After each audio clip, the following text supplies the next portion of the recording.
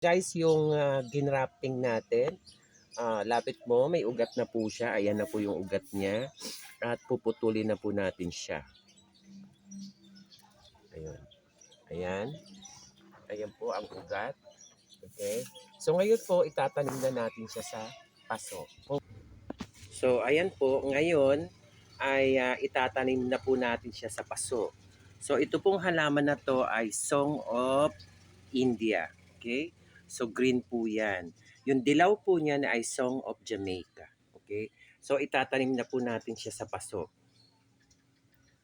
So ayan na po, ilalagay na po natin siya sa lupa.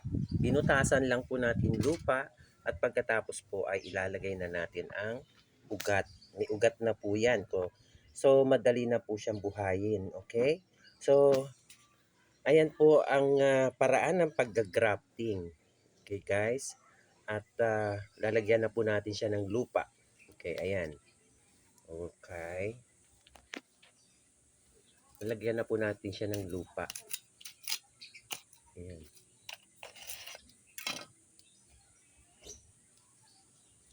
So, alisan po natin siya ng dahon para makita po natin na siya po ay mag-usbong ng panibagong dahon.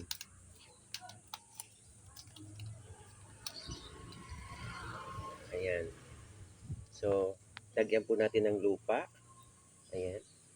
So, sa paghahalaman po, ang pinakamahalaga sa lahat ng paghahalaman ay kailangan po hawakan ninyo yung lupa.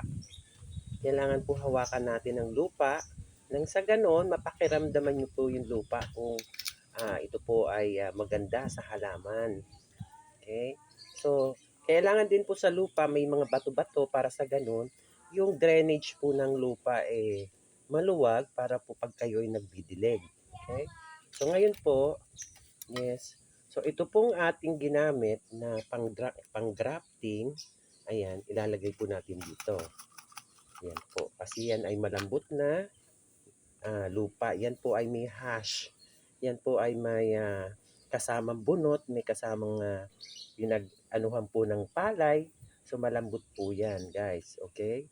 So ayan na po yung ating pong Song of India na ating pong ginrafting. Ayan. Pwede rin po natin siya dagdagan ng lupa para po sa ganon matibay po siya. Okay.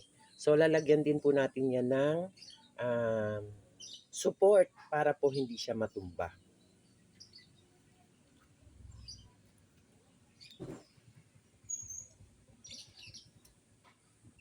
So ayan po, lalagyan po natin ng support siya para ito po ay stem ng tuba. Okay? So pag yan nilagay niyo po yan sa lupa, yung stem ng tuba, yan po ay mabubuhay din. Yan. So ililipat na naman po natin itong tuba.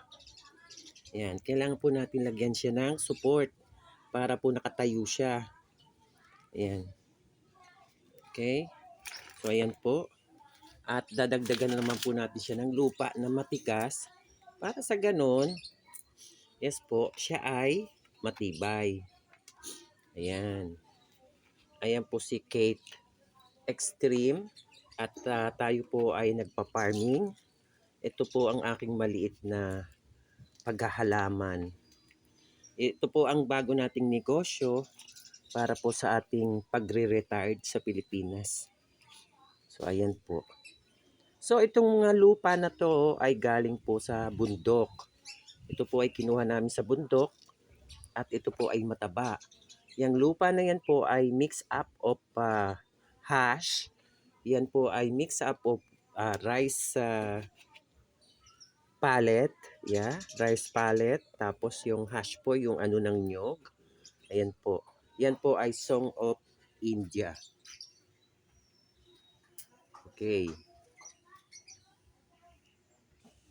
So, ayan po, lalagyan na po natin siya ng zip tight para po support dito po sa Song of Jamaica, Song of India, rather, para po hindi siya matumba dahil po siya ay bagong lipat. Okay? So, ayan po, nilalagyan po natin siya ng zip tight. Ayan. Para po support sa kanyang katawan na makatayo siya. Okay, ayan. may zip tight na po siya. So, putulin lang po natin ng konti. Ayan. Okay. So, ngayon po, pwede na natin siyang diligin. Ayan. Ito po ay ginawa ko for almost 2 to 3 weeks para lang po mailipat natin tong Song of India sa isang paso. So, ayan guys, ang ating topic for today, ang ating video for today, it's all about grafting. Okay? So, ayan po, binawasan po natin ng dahon para sa ganun po, makita natin ang kanyang bagong pagtubo. Ayan. So, this is brought to you by Kate Extreme Channel. Ayan po ang ating pagpa-farming dito po sa Pilipinas. Ayan. Okay? So, tanggalan pa po natin siya ng dahon. Ayan. Okay? So, successful po ang ating pag-grafting. At sa susunod po, ipakikita ko sa inyo yung grafted na mulberry plants. Okay?